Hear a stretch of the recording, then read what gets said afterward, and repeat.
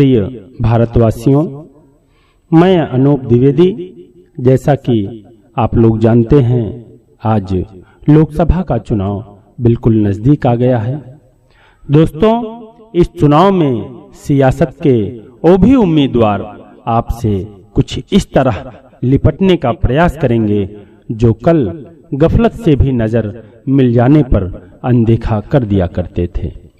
मानो आज उनके जीवन में आपसे बढ़कर कोई और कुछ मायने ही नहीं रखता। यहाँ तक कि कुछ लोग तो आपके पैरों में मजहब नामक जंजीर भी डालने का प्रयास करेंगे और कुछ तो पैसों का लालच भी देंगे।